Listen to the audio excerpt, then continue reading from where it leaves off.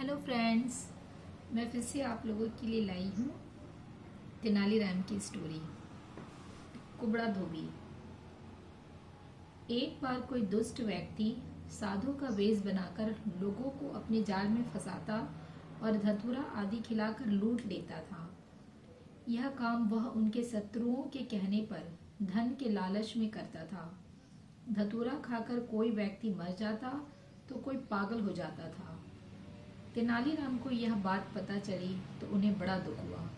उन्होंने सोचा कि ऐसे व्यक्ति को दंड अवश्य ही मिलना चाहिए, मगर एकाएक ही कुछ नहीं किया जा सकता था, क्योंकि धतूरा खिलाने वाले व्यक्ति के खिलाफ कोई सबूत नहीं था। यही कारण था कि वह सरेआम सीना ताने सड़कों पर घूम रहा था। तेनालीराम को पता चला कि एक व्यक्ति आजकल पागल हुआ सड़कों पर घूम रहा है और वह उस साधु का ताजा ताजा शिकार है। एक दिन तेनालीराम की नजर धतूरा खिलाने वाले उस धूर्त पर पड़ी तो वे उसके पास पहुंचे और बातों में उलझाकर उस पागल के पास ले गए। फिर मौका पाकर उसका हाथ पागल के सिर पर दे मारा। उस पागल ने आव देखा न ताव। उसके बाल पकड़कर उसका सिर एक पत्थर से टकराना शुरू कर दिया। पागल तो वह था ही, अपने जुनून में उसने उसे तभी छोड़ा जब उसके प्राण पखेरु उड़ गए। मामला महाराज तक पहुंचा। उस दुष्ट के रिश्तेदारों ने तेनालीराम पर आरोप लगाया कि उसने जानबूझकर उस व्यक्ति को पागल से मरवा दिया। महाराज ने पागल को तो पागल खाने में भिजवा दिया, मगर क्रोध में तेनालीराम को यह सजा दी कि उसे हाथी के पांव से कुचलवा दिया जाए, क्योंकि इसने पागल का सहारा लेकर इस प्रकार एक व्यक्ति की हत्या की है। दो सिपाही उसी दिन शाम को तेनालीराम को जंगल में एक सुनसान स्थान पर ले गए और गर्दन तक उसे धरती पर में गाड़कर हाथी लेने चले गए। सिपाहियों को गए हुए अभी कुछ ही समय हुआ था कि एक कुबड़ा धोबी वहां आ पहुंचा। क्यों भाई, यह क्या माजरा है? तुम इस तरह जमीन में क्यों गड़े हो? भाई, मैं भी कभी तुम्हारी तरह कुबड़ा था। पूरे 10 वर्षों तक मैं इस कष्ट से दुखी रहा। जो देखता वही मुझ पर हंसता और फलियां कसता था। यहाँ तक कि मेरी पत्नी भी मुझे अपमानित करती थी। आखिर एक दिन मुझे एक महात्मा मिले। उन्होंने मुझे बताया कि इस पवित्र स्थान पर गर्दन तक धरती में धंस कर बिना एक भी शब्द बोले आंखें बंद किए खड़े हो जाओगे तो तुम्हारा सारा कष्ट दूर हो जाएगा।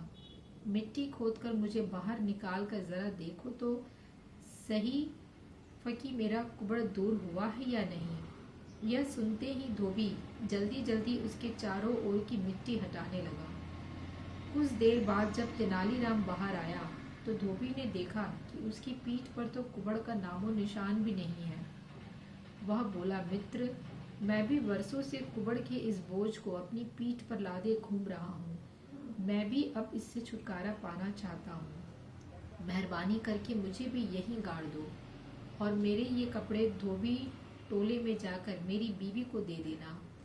उसे यहाँ का पता बताकर कह देना कि मेरा कल सुबह का नाश्ता वह यहीं ले आए। मेरे दोस्त, मैं जीवन भर तुम्हारा यह एहसान नहीं भूलूंगा। और हाँ, मेरी पत्नी को यह हरगिज न बताना कि कल तक मेरा यह कुबड़ ठीक हो जाएगा। मैं कल उसे हैरान होते देखना चाहता हूँ। बहुत अच्छा, तेनालीराम ने कहा। फिर उसे गर्दन तक धरती में गाड़ दिया और उसके कपड़ों की गठरी उठाकर धोबी टीले की ओर चलने को हुआ, लेकिन जाने से पहले वह उसे यह हिदायत देना नहीं भूला था, अपनी आंखें और मुंह बंद रखना मित्र, चाहे कुछ भी क्यों ना हो जाए। यदि तुमने आंखें खोली या मुंह से कोई आवाज निकाली तो तुम्हारी सारी मेहनत बेकार चली जाएगी और तुम्हारा यह कुबड़ भी बढ़कर दोगुना हो जाएगा। तुम चिंता मत करो मित्र, इस कुबड़ के कारण मैंने बड़े दुख उठाए हैं। इससे छुटकारा पाने के लिए मैं कुछ भी करने को तैयार हूँ। धोबी ने उसे आश्वासन दिया। इसके बाद तेनालीराम चलता बना। उधर राजा के सिपाही जब उस स्थान पर हाथी को लेकर पहुंचे तो वह तेनालीराम के स्थान दर किसी अन्य को देखकर चौंके और उससे पूछा, ऐ तू कौन है? किसने तुझे इस गड्ढे में गाड़ा है? धोबी कुछ ना बोला। ओ मूर्ख, कुछ बोलता क्यों नहीं? यहाँ सजा प्राप्त एक आदमी गड़ा हुआ था और हम हाथी से उसका सिर कुचलवाने के लिए हाथी लेने गए थे। लगता है तो अपराधी का कोई रिश्तेदार है और तूने उसे भगा दिया है। खैर कोई बात नहीं, हम तेरा ही सिर कुचलवा देते हैं। यह सुनते ही धोबी की सिट्टी पिट्टी गुम हो गई। जल्दी से उसने आंखें खोली और बोला, नहीं नहीं दरोगा जी, ऐसा जुल्म न करना। मैं किसी अपराधी का रिश्तेदार नहीं बल्कि कुबड़ा धोबी हूँ। मैं तो अपना कुबड़ ठीक करने के लिए इस प्रकार उसने उन्हें पूरी बात बता दी। अरे मूर्ख, इस प्रकार भी भला किसी का कुबड़ ठीक होता है? तूने एक अपराधी की मदद करके उसे भगाया है, अब तुझे दंड मिलेगा। धोबी ने सोचा कि बुरे फंसे, मगर उसने अपना संयम नहीं खोया और कुछ सोचकर बोला, देखिए दरोगा जी, यदि आप मुझे दंड दिलवाएंगे तो दंड से आप नहीं बचेंगे। मृत्यु दंड पाए उस खतरनाक अपराधी को आपको अकेला नहीं छोड़ना चाहिए था। आपकी लापरवाही के कारण ही वह भाग निकला। जब महाराज को मैं ये बात समझा दूंगा तो दोषी मैं नहीं आप माने जाएंगे। सिपाहियों को तुरंत यह बात समझ आ गई, मगर अब करे भी तो क्या करें। तभी उन्हें एक वृद्ध अपनी ओर आता दिखाई दिया। क्या बात है दरोगा जी, किस उलझन में फंसे हैं? दरोगा ने उस वृद्ध को जल्दी जल्दी पूरी बात बताई। तो वृद्ध बोला, आप व्यर्थ ही चिंतित हो रहे हैं। आप फौरन जाकर महाराज से कहें कि अपराधी को धरती निकल गई, बाकी को जिक्र आप लोग करना ही मत। सिपाहियों की समझ में पूरी बात आ गई। वह वृद्ध और कोई नहीं तेनालीराम थे। उधर किसी सूत्र से महाराज को उस व्यक्ति की हकीकत पता चल चुकी थी कि वह धूर्त और पाखंडी था।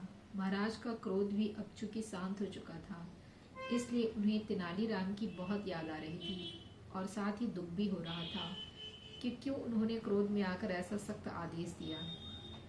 तभी वे दोनों सिपाही और वह बूढ़ा वहां हाजिर हुआ तथा बताया कि महाराज, अपराधी को धरती निकल गई। सुनते ही महाराज खुशी से उछल पड़े। वाह वाह, वह समझ गए कि तेनालीराम अपनी बुद्धि से बच निकला है। ईश्वर का लाख लाख शुक्र है।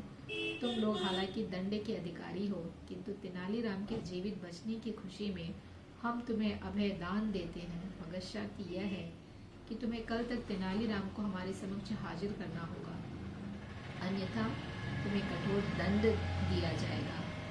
महाराज की जय हो। तभी सिपाहियों के साथ आए बूढ़े ने अपना वेश उतार दिया और बोला, तेनालीराम हाजिर है। ओह तेनालीराम! महाराज ने उसे गले से लगा लिया। हम अपने फैसले पर बहुत पछता रहे थे। उनसे जलने वाले दरबारी एक बार फिर मन मार कर रह गए कि इस बार तो मृत्यु को ही धोखा देकर लौट आया। तो मिलते हैं तेनालीराम की अगली स्टोरी में। तब तक के लिए बाय बाय, टेक केयर।